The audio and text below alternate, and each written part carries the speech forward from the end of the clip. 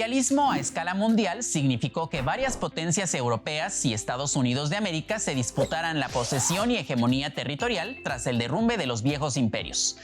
Al colonialismo lo podemos entender como la dominación política, militar, cultural y económica de un país sobre un territorio.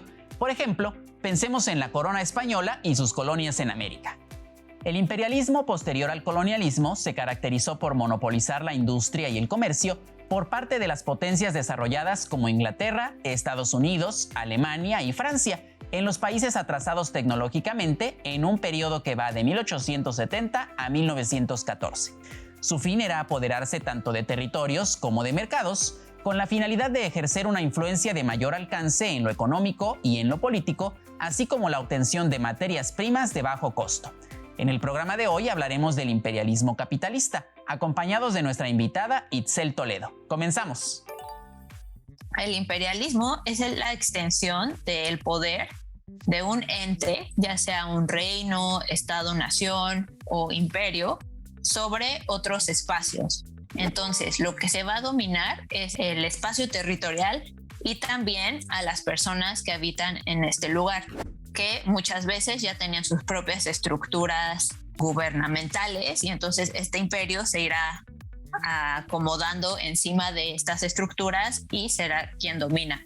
La extensión de este poder no solo es político, sino también militar, económico, cultural y social. Con esta dominación, lo que van a hacer los países es que van a implementar en estos nuevos espacios sus ideas religiosas, morales, económicas, militares y también raciales.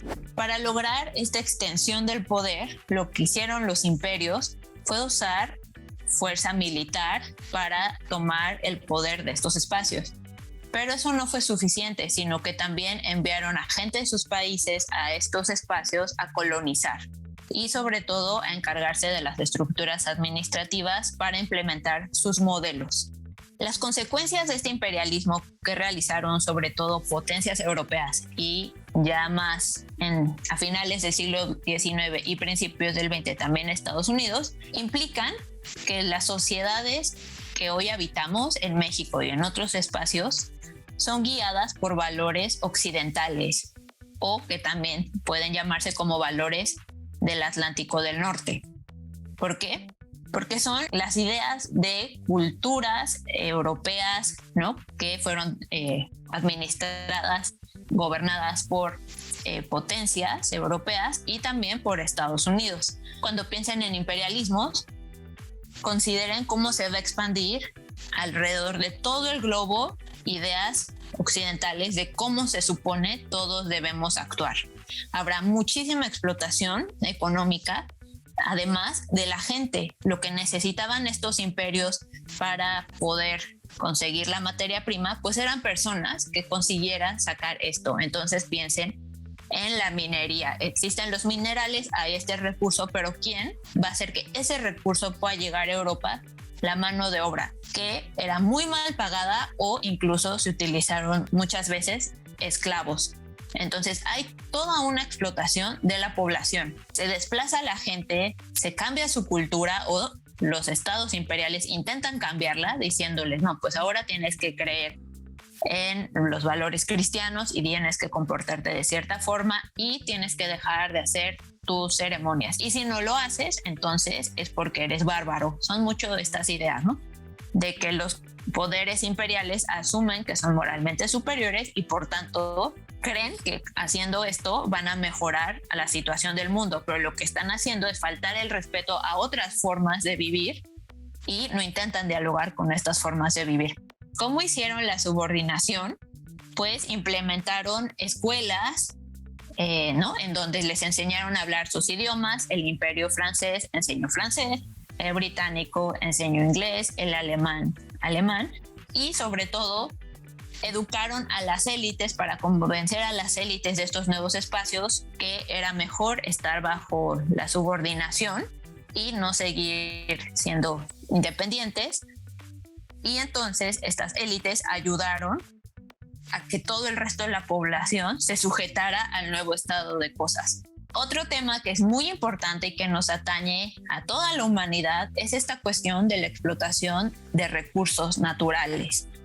Si ustedes piensan hoy en la crisis climática, es muy claro que esto comenzó con la segunda revolución industrial, que es paralela a este imperialismo, ¿no? Se complementan, que inicia en los 1870 y que viene hasta la fecha. ¿Qué es lo que ha ocurrido? Es que con este imperialismo se empiezan a explotar muchísimos recursos naturales y no hemos parado de hacerlo, y por eso hoy estamos al punto en que si no logramos que en unos años no crucemos más de que suba la temperatura 1.5, va a haber resultados catastróficos, crisis climática que ya estamos viviendo. Y por eso comentaba, necesitamos entender qué es el imperialismo para entender los retos que estamos teniendo nosotras y nosotros el día de hoy. El imperialismo aparece con la Gran Depresión de 1873, época de crisis económica que se mantuvo hasta 1896 debido a la quiebra del monopolio industrial inglés y la competencia con otros países industrializados en el mercado internacional. La Gran Depresión de 1873 comienza cuando la Bolsa de Viena colapsa. La crisis se propaga y afecta poco tiempo después a la Bolsa de Nueva York y a otras plazas europeas. Estas crisis financieras en cadena son provocadas por la especulación en los ferrocarriles y en la siderurgia, precisamente el corazón de la revolución industrial y tecnológica de la segunda mitad del siglo XIX. La solución que dieron los empresarios a la crisis económica se dirigió a tratar de limitar la competencia mediante la concentración y monopolización del capital y la expansión territorial, con dos medidas principales: proteger los mercados y concentrar la producción. Esto se inició en Alemania y en Estados Unidos de América antes que en Inglaterra. Para Vladimir Ilich Ulyanov, mejor conocido como Lenin, el imperialismo era el capitalismo en la fase de desarrollo en que ha tomado cuerpo la dominación de los monopolios y del capital financiero, ha adquirido señalada importancia la exportación de capitales, ha empezado el reparto del mundo por los trusts internacionales y ha terminado el reparto de toda tierra entre los países capitalistas más importantes. El desarrollo de la paz entre las naciones está confinado estrictamente a aquellas que son civilizadas. Con una nación bárbara, la paz es condición excepcional. En los confines entre la civilización y la barbarie, la guerra es generalmente normal. Que los bárbaros sean el indio rojo en la frontera de los Estados Unidos, el afgano en los confines de la India británica, o el turcomano quien limita con el cosaco de Siberia, el resultado es el mismo. A la larga, el hombre civilizado encuentra que no puede conservar la paz más que subyugando a su vecino bárbaro, pues el bárbaro no cederá más que ante la fuerza. Toda expansión de civilización trabaja para la paz. En otros términos, toda expansión de una potencia civilizada significa una victoria para la ley, el orden y la justicia. En todos los casos, la expansión ha sido un provecho, no tanto para la potencia que se beneficia nominalmente como para el mundo entero. Pasemos al caso de Latinoamérica y sobre todo, ¿qué es lo que ocurre en México en todo este periodo imperialista del siglo XIX, comienzos del siglo XX? México se independiza y lo que necesita hacer es establecer relaciones para mantenerse independiente. Una vez que logra tener relaciones con potencias como Reino Unido, los estados alemanes, Francia, etcétera, México otra vez tiene que lidiar con imperialismos, pero ahora será con el imperialismo francés, porque Napoleón, no el primero, sino el de después, decide que sería buena idea frenar el imperialismo estadounidense y en tanto México es el vecino, ¿por qué no hacerlo ahí? Justo en un momento en que México tiene muchos problemas por la lucha entre liberales y conservadores y la inhabilidad del gobierno mexicano de seguir pagando la deuda a partir de 1861. Entonces México enfrenta una intervención francesa de 1862 a 1867, se implementa el segundo imperio de Maximiliano de Habsburgo. Entonces México claramente tiene que lidiar con esto, pero Benito Juárez, con la República itinerante, logra defender al país. De 1871 a 1914 se habla de la era de imperialismo. Entonces, justo en este momento, México tiene un gran problema. No hay relaciones con las potencias europeas porque se fusiló a Maximiliano, entonces las potencias europeas se sienten muy ofendidas de cómo le hicieron eso a alguien europeo de la realeza. Se harán negociaciones diplomáticas para lograrlo, y una vez que México logra tener el reconocimiento y las relaciones con estos países nuevamente, se estabilizan los lazos. Y esto lo que permite es que no haya imperialismo en México, pero sí haya una influencia económica muy grande por parte de potencias europeas y también de Estados Unidos. Con este balance en los lazos políticos, habrá una modernización económica del país muy importante. En esta época se estabilizarán cuestiones como la banca, la deuda, pero también se pondrá infraestructura muy importante. Esto no es algo así solamente muy bonito, porque también tiene consecuencias como la explotación de recursos. México enviará muchas materias primas a Europa y esto afectará sobre todo a las poblaciones de donde se están sacando estos recursos, y como saben, la sociedad será explotada. Y esto que ocurre en México ocurrió a lo largo de toda América Latina.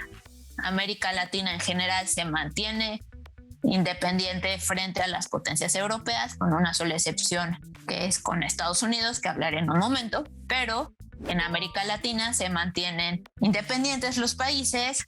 Habrá banca, ferrocarriles, presas eléctricas, también se importará la moda francesa para las mujeres y británica para los hombres de élite, por supuesto, mientras que el resto de la población lamentablemente será explotada por estos estados-nación que quieren ser como esos poderes imperiales, sabiendo que no van a ser imperios, ¿no? Solamente quieren estar a la altura. ¿Por qué? Porque creen en todas estas ideas que ya les comentaba, de que hay una raza superior, que por supuesto no hay, eso ya es muy claro hoy, pero bueno, ellos piensan que sí y que hay que ser como ellos, y para ser como ellos, entonces hay que tener su infraestructura, su arquitectura, y algo que se les ocurra a estos países latinoamericanos es traer e incentivar que lleguen personas de Europa a vivir a América Latina, ¿no? Y que ayuden en la agricultura, en el desarrollo de industrias, etcétera, etcétera. Es importante mencionar que en muchas décadas se consideró que sí hubo imperialismo hacia América Latina, y como no fue administrativo ni militar, se hablaba de imperialismo informal.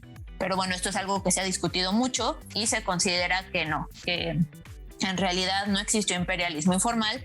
Los estados-nación latinoamericanos estuvieron de acuerdo y promovieron esta modernización y aprovecharon toda esta producción y productos por parte de las potencias, y las élites consideraron que podían aprovechar a su propia gente para pagarles muy mal y tenerlos en situaciones deplorables y hacerse ver como si fueran como estas potencias.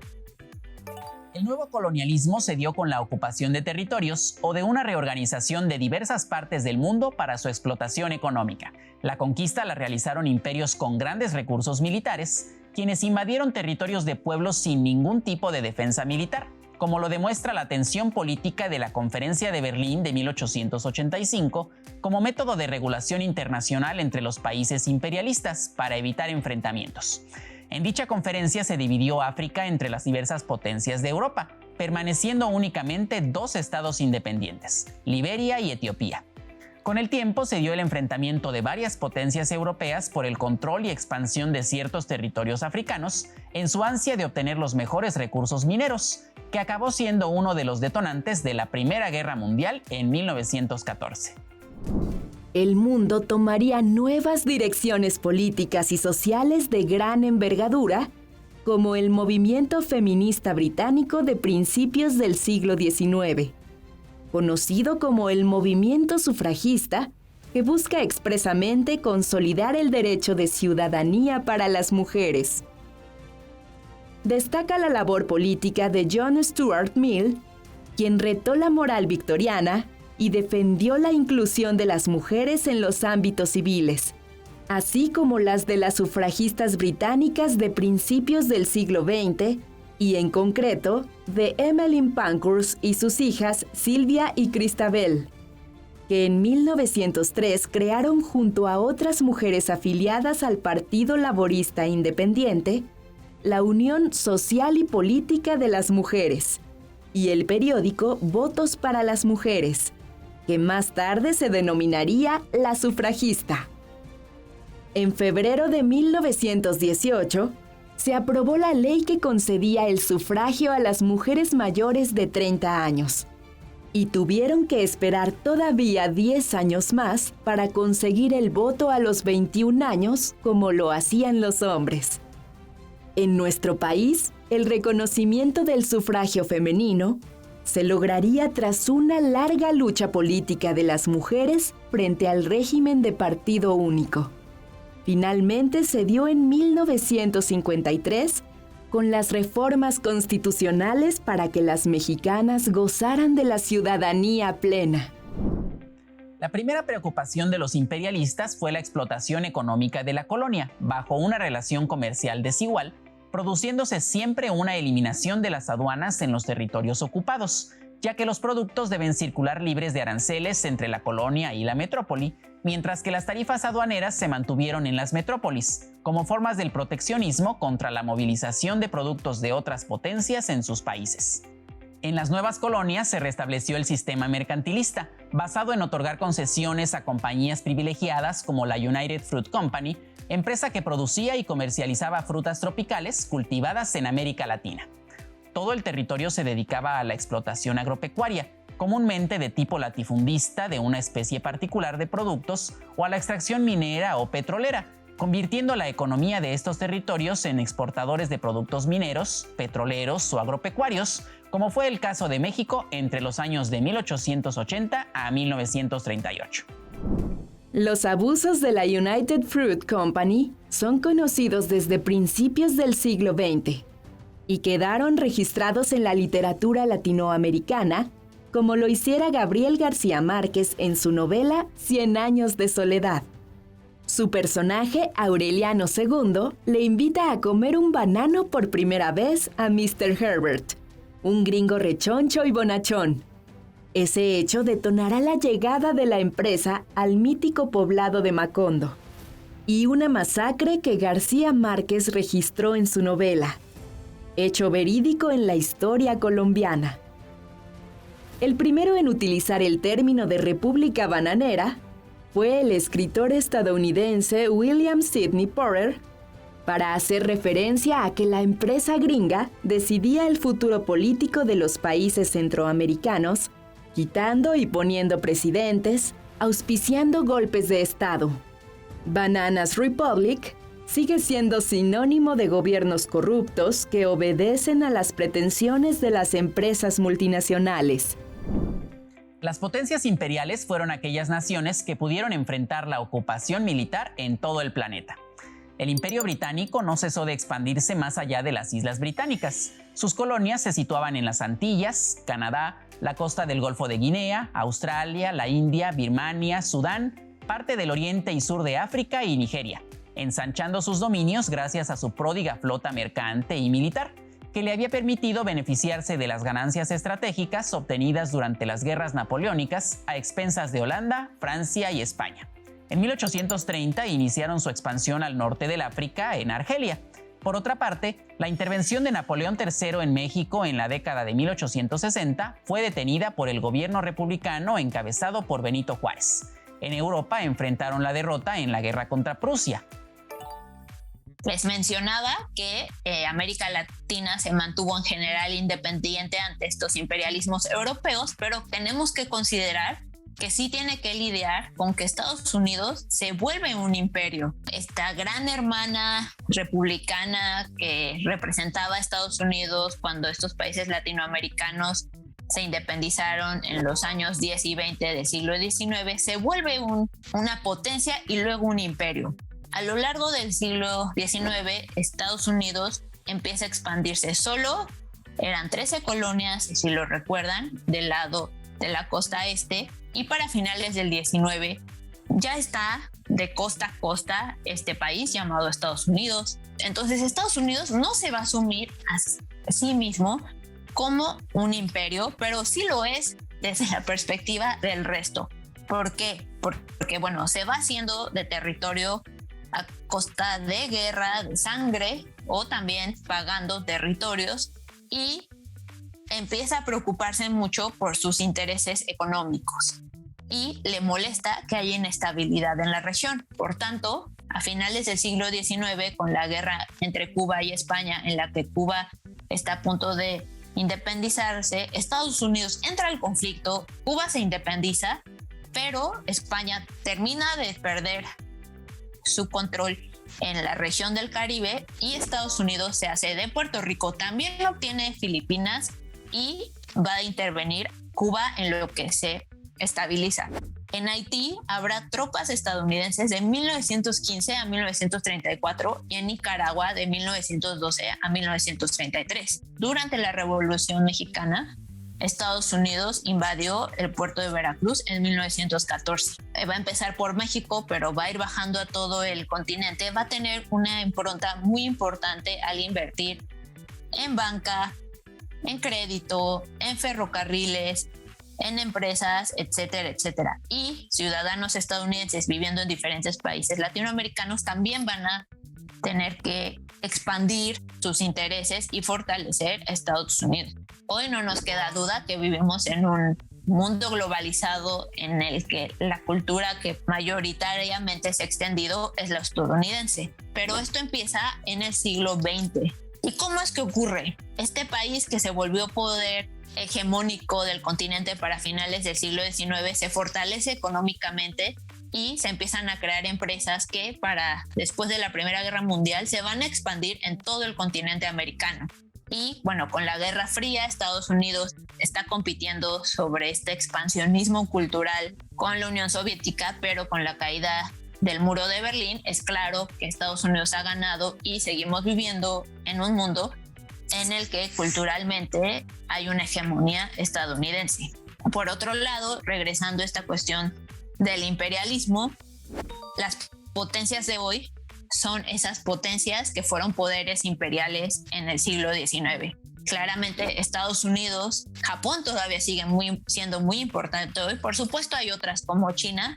Y bueno, igual podemos considerar, Reino Unido ya no es una potencia, Francia ya no es una potencia, Alemania sola ya no es una potencia, pero juntas sí lo son, ¿no? Entonces, Francia y Alemania lideran la Unión Europea, que es de las potencias más importantes en el mundo que habitamos. Hacer consciente este imperialismo porque sigue dominando la forma en que nos relacionamos como personas dentro de nuestro país, pero también cómo nuestro país tiene que lidiar en el ámbito internacional con otros. La Revolución Mexicana tuvo lugar al final de la era clásica del imperialismo a escala mundial, en el que varias potencias europeas y Estados Unidos se disputaban la posesión y hegemonía territorial de enclaves coloniales en todo el orbe. Esto acabó por desencadenar la Primera Guerra Mundial, justo cuando en México tenía lugar la fase más intensa del conflicto revolucionario. 5 años más tarde, el panorama mundial se había transformado de manera radical al ser derrotada Alemania y con ello el derrumbe de los estados monárquicos en el centro de Europa y Rusia. Y México, al final de la revolución e inicio de su reconstrucción, quedaría solo y de frente ante esta, su vecina del norte, una poderosa nación en su faceta imperialista. Agradecemos a nuestra invitada el habernos acompañado. Los invitamos a continuar investigando sobre los temas que más les interesen. Seguro encontrarán datos e historias increíbles. Haz este programa con nosotros. Participa con Jóvenes en TV, un espacio de reflexión y construcción de conocimiento. Yo soy Rodrigo Hidalgo y nos vemos en el próximo programa.